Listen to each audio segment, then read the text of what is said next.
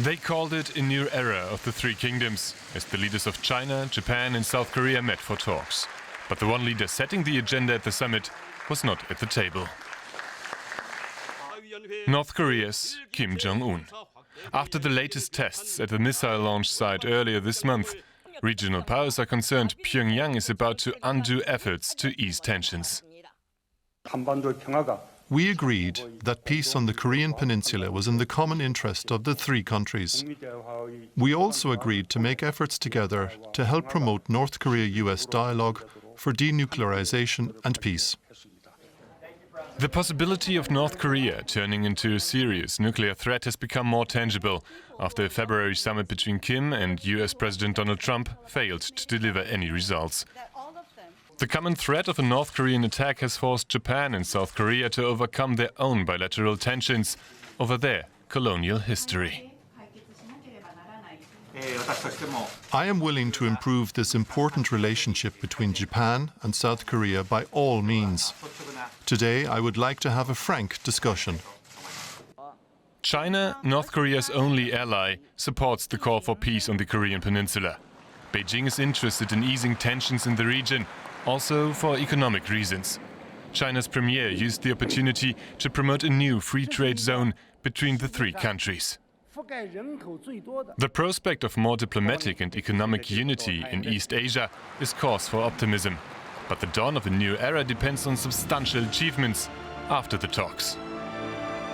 And for more on this, I'm joined now in the studio by Fabian Kretschmer, who's been based in Beijing. Fabian, nice words from these leaders. What chances of any kind of change in the situation?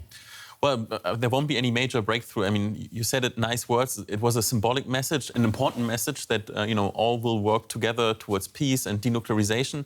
And they want to increase the communication towards North Korea. However, North Korea is not really looking towards communication. They've been really silent towards any diplomatic offer. What they want is really clear. They want economic concessions. They want the sanctions against them lifted. And that's something that the US and also the international community, the UN Security Council can provide. Yeah, because absent from the table is the United States, which is really the big source of the conflict. The Americans want North Korea to denuclearize. North Korea wants the Americans to stop sanctions. With nobody giving ground, what chance is there of any kind of deal or forward movement? I mean, right now it looks very bleak, but just a couple of days ago, China actually made an interesting proposal. They suggested that parts of the sanctions against North Korea would be lifted. They argue that some of the sanctions not only hurt the elite, which is a desirable effect, but also harden the lives of the common people. And also they want to kickstart the negotiations by having sanctions partially lifted. However, I don't see the US agreeing to that because it counters their perspective. They want denuclearization first. And if you give North Korea any kind of concession economically, then they lack incentive to basically dismantle their nuclear program. It's kind of interesting to see these three countries coming together, though, as there are some disagreements, quite apart from North Korea, particularly between Japan and South Korea. Do you think the fact of actually meeting will help dialogue improve in other domains? Yeah, definitely. I mean, South Korean President Moon Jae-in and Japanese Prime Minister Shinzo Abe, they met for the first time for talks in over 15 months.